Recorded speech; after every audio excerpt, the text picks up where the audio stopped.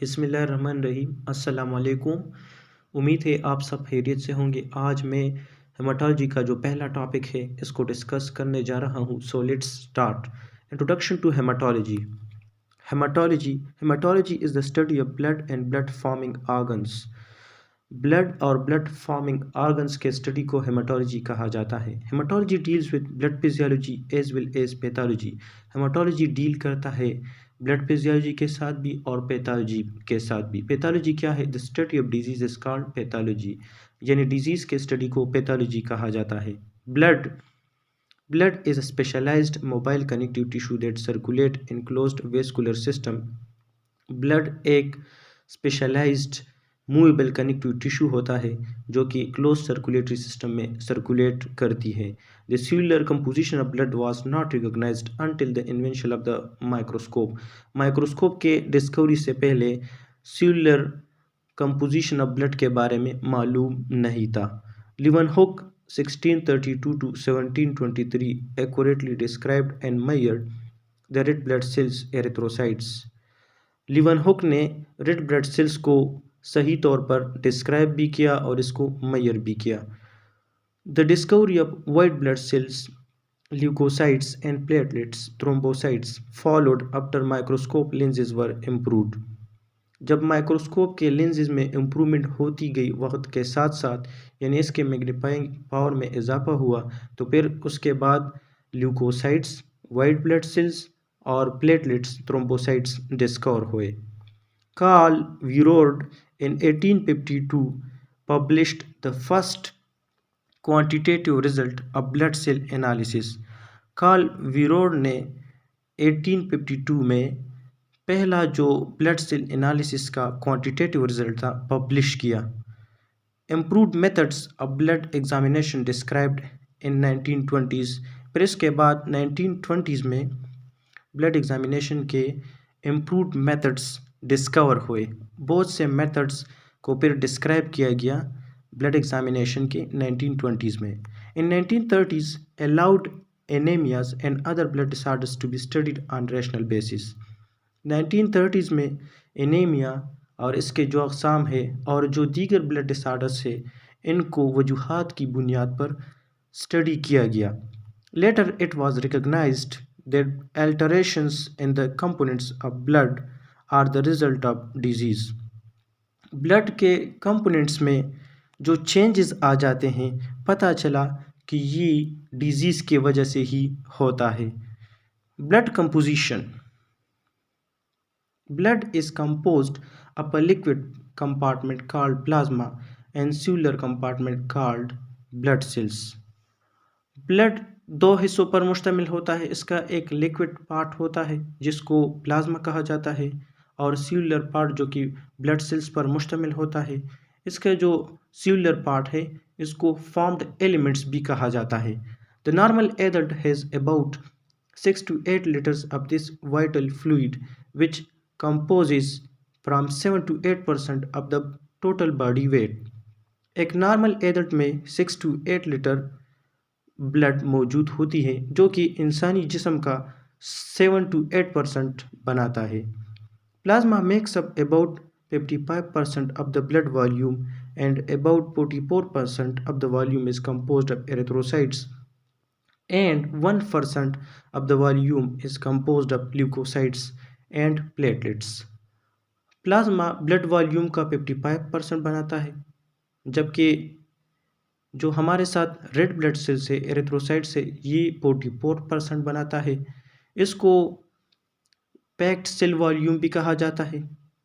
जो volume occupy करता है रेड ब्लड सेल्स इसको पैक्ड सेल वॉल्यूम भी कहा जाता है या हेमाटोक्रिट वैल्यू भी कहा जाता है।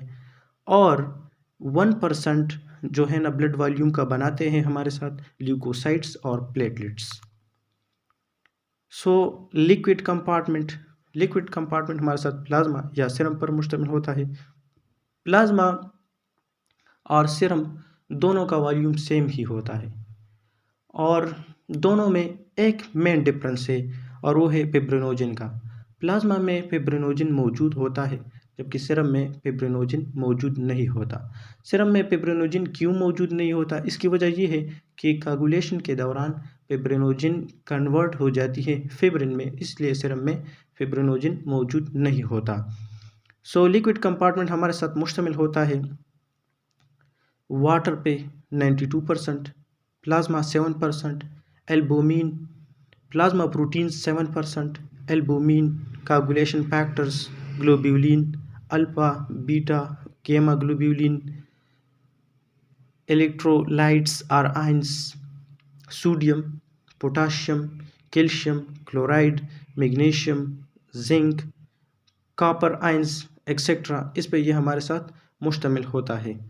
Vitamins A, B complex, C, D, E and K, fats, triacylglycerol, cholesterol, high density lipoprotein, low density lipoprotein, hormones, thyroid, growth hormone, EPO यानी एरिथ्रोपोएटिन, टिपो यानी थ्रोम्बोपोएटिन। एरिथ्रोपोएटिन एदड़ के kidney में पैदा होता है, जबकि फिटस के liver में ये बनता है।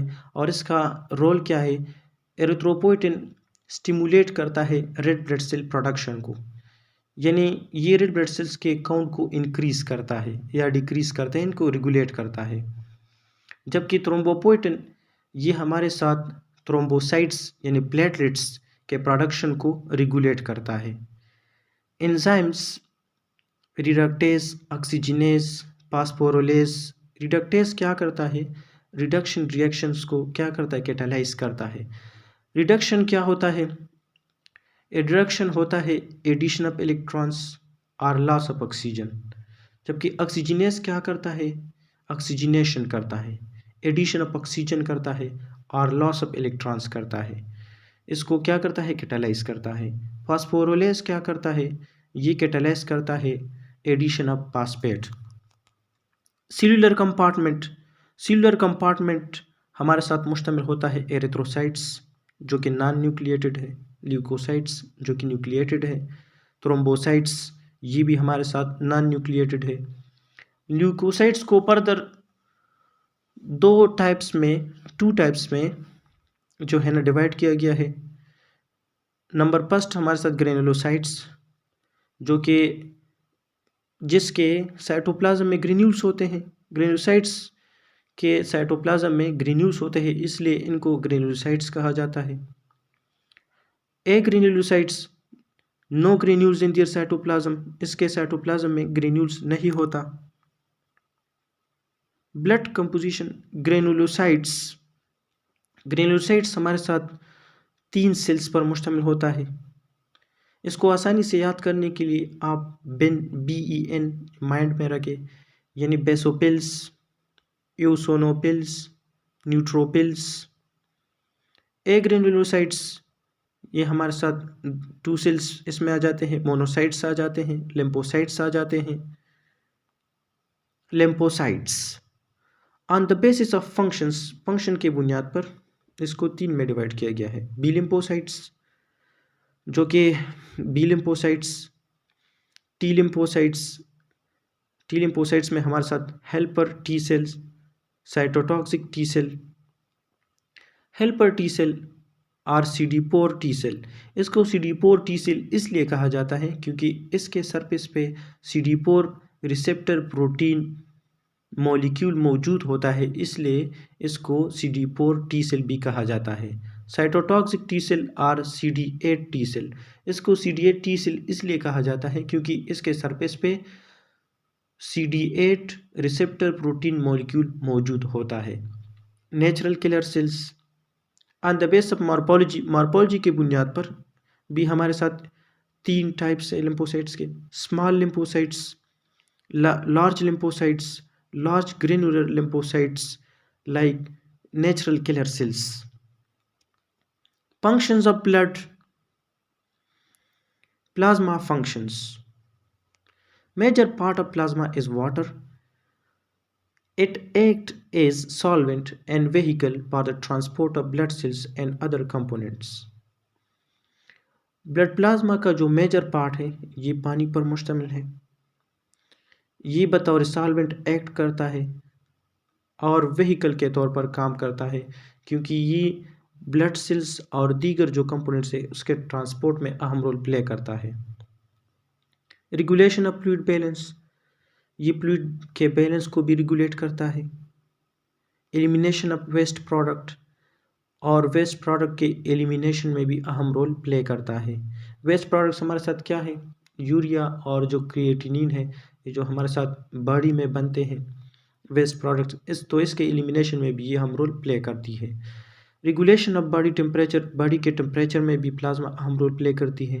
मेंटेनेंस ऑफ इलेक्ट्रोलाइट बैलेंस, जो इलेक्ट्रोलाइट बैलेंस है इसको भी मेंटेन के रखता है। इलेक्ट्रोलाइट्स हमारे साथ क्या होते हैं, वो सब्सटेंसेस जब किसी सॉल्वेंट में डाले जाए और ये हमारे साथ क्या है, आयंस बनाए, लाइक सोडियम क्लोराइड, इसको जब पानी में डाला जाता है तो ये सोडियम आयन बनाता है और क्लोराइड आयन बनाता है। Albumin maintain osmotic pressure and also carrier protein for drugs, hormones, unconjugated bilirubin etcetera. Albumin क्या करता है, बरकरार रखता है, मेंटेन करता है ऑस्मोटिक प्रेशर और अनकोटोनिक प्रेशर। नॉर्मल ऑस्मोटिक प्रेशर और अनकोटोनिक प्रेशर ये हमारे साथ क्या है, 25 मिलीमीटर ऑफ मरकरी है। और एल्बुमिन क्या करता है, कैरियर प्रोटीन के तौर पर भी इस्तेमाल होता है। ये ड्रग्स, हार्मोन्स और जो अनकंजुगेटेड बिलिरुबिन है इसको कैरी करता है। अनकंजुगेटेड बिलिरुबिन ये हमारे साथ हेमोग्लोबिन के ब्रेकडाउन का वेस्ट प्रोडक्ट है। अनकंजुगेटेड हेमोग्लोबिन ये लीवर में कन्वर्ट हो जाती है कंजुगेटेड हेमोग्लोबिन में। एक एंजाइम है जिसका नाम है यूजीटी, यूरिडीन डाइफॉस्फो ग्लूकोयूरोनोसाइल ट्रांसफेरेज, इसमें अहम रोल प्ले करता है। ये कन्वर्ट करता है अनकंजुगेटेड बिलिरुबिन को बिलिरुबिन में, कंजुगेटेड बिलिरुबिन में। कंजुगेटेड बिलिरुबिन हमारे साथ वाटर सॉल्युबल है, फिर ये एक्सक्रीट हो जाता है किस चीज़ में, बाइल में, और इस तरह हमारे बॉडी से ये एलिमिनेट हो जाता है। Coagulation factors maintain homeostasis, coagulation factors like fibrinogen, fibrinogen क्या करता है, ये हमारे साथ एक कोगुलेशन फैक्टर है, ये मेंटेन करता है हेमोस्टासिस को यानी ब्लड कोगुलेशन को। ग्लोबुलिन, ग्लोबुलिन क्या करता है, maintain viscosity, peripheral resistance and blood pressure. It acts as buffer by combining with CO2 to form carbamino compound which help CO2 transportation.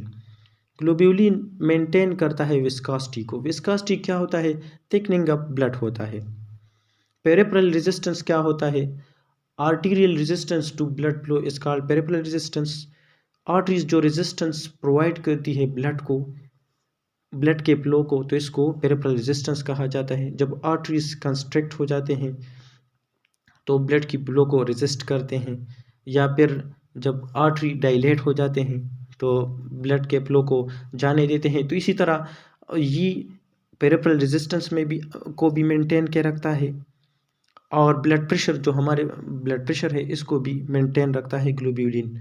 और ग्लोब्यूलिन बफर के तौर पर एक अहम रोल प्ले करता है। बफर क्या होता है, बफर हमारे ब्लड का जो पीएच है उसको मेंटेन के रखता है। हमारे ब्लड का जो नॉर्मल ब्लड का जो पीएच है वो हमारे साथ है 7.4, ये हमारे साथ नॉर्मल ब्लड पीएच है। तो ग्लोब्यूलिन क्या करता है, कंबाइन हो जाता है कार्बन डाइऑक्साइड के साथ और बनाता है कार्बामाइनो कंपाउंड, जो कि कार्बन डाइऑक्साइड के ट्रांसपोर्टेशन में अहम रोल प्ले करता है। It also act as a protein reservoir for new protein synthesis. ये एक प्रोटीन रिजर्वायर के तौर पर भी एक्ट करता है। प्लाज्मा के जो प्रोटीन से प्रोटीन रिजर्वायर के तौर पर एक्ट करता है। जब हमारी बॉडी स्टार्वेशन के हालत में होती है तो टिश्यू मैक्रोफेजेस क्या करता है, प्लाज्मा के जो प्रोटीन से, प्लाज्मा में हमारे साथ 3 तरह के प्रोटीन होते हैं, एल्बुमिन्स होते हैं, ग्लोब्यूलिन होते हैं, पेब्रेनोजिन होता है। तो ये प्रोटीन को क्या करता है, स्प्लिट करता है। टिश्यू मैक्रोफेज प्रोटीन को स्प्लिट करता है और इस तरह अमाइनो एसिड्स प्रोवाइड करती है ब्लड को, और इसके नतीजे में हमारे साथ न्यू प्रोटीन की सिंथेसिस हो जाती है। Beta globulin is a carrier protein. Transferrin, for example transferrin, ceruloplasmin, hemopexin and haptoglobins etcetera. Beta globin हमारे साथ कैरियर प्रोटीन के तौर पर एक्ट करता है, लाइक ट्रांसफेरिन जो हमारे साथ है, सेरोलोप्लाज्मिन है, हेमोपेक्सिन है एंड हेप्टोग्लोबिन्स है वगैरह। Transport of waste product urea and creatinine. Plasma अहम रोल प्ले करता है वेस्ट प्रोडक्ट्स के ट्रांसपोर्ट में, लाइक जो हमारे साथ यूरिया बनती है, क्रिएटिनिन बनती है। Transport of nutrients, glucose, amino acid, lipid, iron, calcium etcetera. तो प्लाज्मा अहम रोल प्ले करती है ट्रांसपोर्ट ऑफ न्यूट्रिएंट्स में भी, जैसे कि हमारे साथ ग्लूकोज है, एमाइनो एसिड्स है, लिपिड है, आयरन है, कैल्शियम है etcetera. Transport of hormone, endocrine hormones and vitamins, vitamin B complex के एक्सेट्रा। हार्मोन के ट्रांसपोर्ट में और विटामिन्स के ट्रांसपोर्ट में भी प्लाज्मा बहुत अहम रोल प्ले करते हैं। प्लाज्मा के जो प्रोटीन्स है, लाइक हमारे साथ अल्फा और बीटा ग्लोब्यूलिन जो है, ये मेटल के ट्रांसपोर्ट में अहम रोल प्ले करते हैं, जबकि अल्फा बीटा ग्लोब्यूलिन्स और एल्बुमिन ये अहम रोल प्ले करते हैं हमारे साथ ट्रांसपोर्ट ऑफ हार्मोन्स में, एंजाइम्स में, विटामिन्स में। तो प्लाज्मा के प्रोटीन्स ये अहम रोल प्ले करते हैं transport of hormones, vitamins, enzymes वगैरह। Maintenance is blood pressure by the regulation of heart rate and peripheral resistance while center is in central nervous system। Plasma का एक फंक्शन ये भी है कि ये मेंटेन के रखता है ब्लड प्रेशर को, क्योंकि ये हार्ट रेट को क्या करता है, रेगुलेट करता है, और पेरिफेरल रेजिस्टेंस को भी। पेरिफेरल रेजिस्टेंस इससे पहले मैंने डिस्कस किया क्यों, और इसका जो हमारे साथ जो सेंटर होता है ब्लड प्रेशर को रेगुलेट करने के लिए, वो सेंट्रल नर्वस सिस्टम में होता है, हाइपोथैलेमस इसको रेगुलेट के रखता है। Blood cells functions, red blood cells क्या करता है, ट्रांसपोर्ट ऑफ ऑक्सीजन, ये हमारे साथ ट्रांसपोर्ट ऑफ ऑक्सीजन में अहम रोल प्ले करती है। Removal of carbon dioxide, like ये हमारे साथ क्या बनाता है, ऑक्सी हीमोग्लोबिन बनाता है, transport of oxygen oxy haemoglobin बनाता है, और इस तरह ऑक्सीजन जो है ना ट्रांसपोर्ट होती है। रिमूवल ऑफ कार्बन डाइऑक्साइड, ये हमारे साथ कार्बोक्सी हीमोग्लोबिन बनाता है, और इस तरह कार्बोक्सी हीमोग्लोबिन के थ्रू जो है ना ट्रांसपोर्टेशन होती है कार्बन डाइऑक्साइड की। बफर सिस्टम, ये एक बफर सिस्टम बनाता है। बफर सिस्टम इससे पहले मैंने डिस्कस किया कि बफर सिस्टम जो है ना हमारे ब्लड का जो पीएच है उसको मेंटेन के रखता है। नॉर्मल ब्लड पीएच हमारे साथ 7.4 है। Maintenance of blood viscosity, blood cells क्या करता है, ब्लड के विस्कोसिटी को भी मेंटेन के रखता है। ब्लड विस्कोसिटी हमारे साथ क्या है, thickening of blood is called blood viscosity.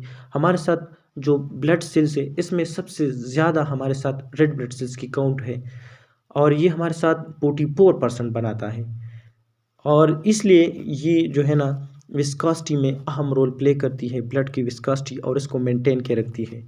White blood cells, neutrophils combating against bacterial and fungal infections।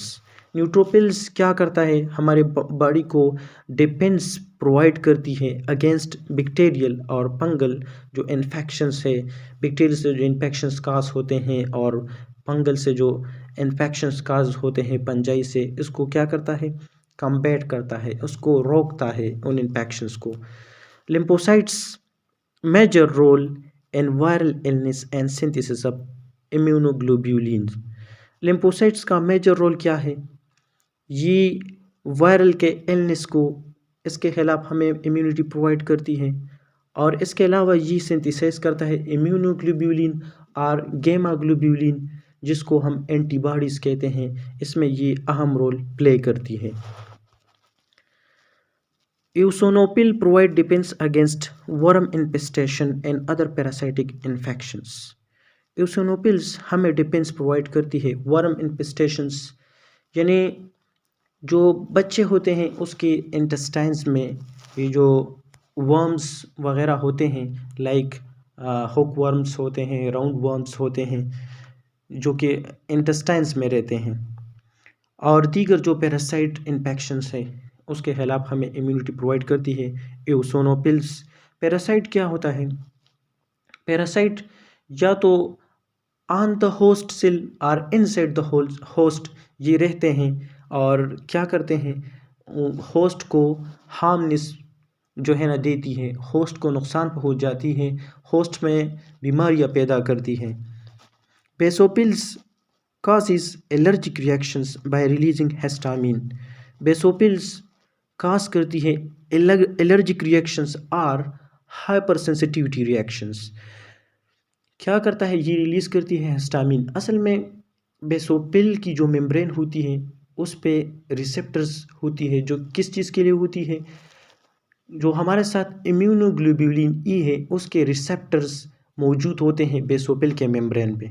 तो ये इम्यूनोग्लोबुलिन अहम रोल प्ले करती है किस चीज़ में, अहम रोल प्ले करती है हाइपर सेंसिटिविटी और एलर्जिक रिएक्शंस में।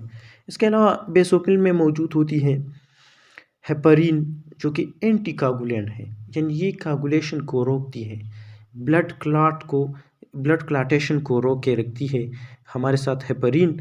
और इसके अलावा इसमें हमारे साथ सेरोटोनिन, जिसको 5 हाइड्रोक्सी ट्रिप्टामिन भी कहा जाता है, ये क्या करता है, मीडिएट्स वेसो एक्टिव रिस्पॉन्स यानी वेसो कंस्ट्रक्शन। जब हमारे वेसल्स कट जाती हैं तो पहला रिस्पॉन्स क्या होता है, वेसो कंस्ट्रक्शन होता है। और इसमें अहम रोल कौन प्ले करता है, सेरोटोनिन और 5 हाइड्रोक्सी ट्रिप्टामिन इसमें अहम रोल प्ले करती है वेसो कंस्ट्रक्शन में। Monocytes are the key cells in phagocytosis. They also play a major role in acquired immune response. Monocytes ये हमारे साथ लार्जेस्ट ल्यूकोसाइट्स हैं और ये पेगोसाइटोसिस में अहम रोल प्ले करती है। पेगोसाइटोसिस क्या होती है, जब पोरिन बॉडी हमारे बॉडी में एंटर हो जाती है तो ये इनको एनगल्फ करती है। और इसके अलावा ये एक्वायर्ड इम्यून रिस्पॉन्स और एडाप्टिव इम्यून रिस्पॉन्स जो कि सिस्टेमिक सेल्स पर मुश्तमिल होती हैं और ये लॉन्ग लास्टिंग इम्यूनिटी हमें प्रोवाइड करती है। मिसाल के तौर पर रिजल्ट्स हो जाती हैं तो उसके बॉडी में क्या होगा, फॉर एग्जांपल अगर एक शख्स को monocytes are the key cells in phagocytosis, they also play a major role in acquired immune response. Monocytes क्या करती है, ये हमारे साथ लार्जेस्ट ल्यूकोसाइट्स हैं, ये पेगोसाइटोसिस में हम रोल प्ले करती हैं। जो भी पोरिन बॉडी हमारे बॉडी में एंटर होती है तो इनको क्या करती है, एनगल्फ करती है। इसके अलावा मोनोसाइट्स एक्वायर्ड इम्यून रिस्पॉन्स और एडाप्टिव इम्यून रिस्पॉन्स में भी अहम रोल प्ले करती हैं। एक्वायर्ड इम्यून रिस्पॉन्स हमारे साथ सिस्टेमिक सेल्स पर मुश्तमिल होती है, फॉर एग्जांपल, और ये हमें क्या करती है, लॉन्ग लास्टिंग इम्यूनिटी प्रोवाइड करती है। फॉर एग्जांपल अगर एक शख्स को मेजल्स हुआ, खसरा हुआ एक मरतबा, तो उसके बॉडी फिर इसके लिए एडाप्ट हो जाती है, फिर दोबारा उसको ये मर्ज़ लाहक नहीं हो सकती क्योंकि इसके बॉडी ऑलरेडी एडाप्टिव स्टेज में है। तो ये हमें लॉन्ग लास्टिंग इम्यूनिटी प्रोवाइड करती है। Platelets form primary primary hemostatic plug and stabilize the secondary hemostatic plug. Platelet क्या करता है, बनाती है प्राइमरी हेमोस्टेटिक प्लग। जब हमारा वेसल्स कट जाती हैं तो इसके नतीजे में क्या होती है, ये प्लेटलेट्स डायरेक्टली ब्लड क्लॉट बनाती है। सबसे पहले तो क्या हो जाती है, वेसो कंस्ट्रिक्शन हो जाती है और हमारे साथ क्या है, प्राइमरी प्लग बन जाती है, प्राइमरी ब्लड क्लॉट ये लूज होती है और वीक ब्लड क्लॉट होती है। ये हमारे साथ असल में 4 फेजेस में ये होता है, ये प्राइमरी हेमोस्टेटिक प्लग। इसमें वेसो कंस्ट्रिक्शन हो जाता है, प्लेटलेट एडहेजन होता है, प्लेटलेट एक्टिवेशन होता है, प्लेटलेट एग्लूटिनेशन होता है और फिर इसके बाद हमारे साथ क्या हो जाती है, ये प्लेटलेट स्टेबलाइज करती है किस चीज़ को, सेकेंडरी हेमोस्टेटिक प्लग को, जिसमें हमारे साथ फिर क्या हो जाता है, पेब्रिन बनता है जो कि एंजाइम कैस्केड के थ्रू ये सेकेंडरी हेमोस्टेटिक प्लग बनता है। सो ये आज का मेरा लेक्चर था, उम्मीद है आपने बहुत कुछ सीखा होगा। So thanks for watching.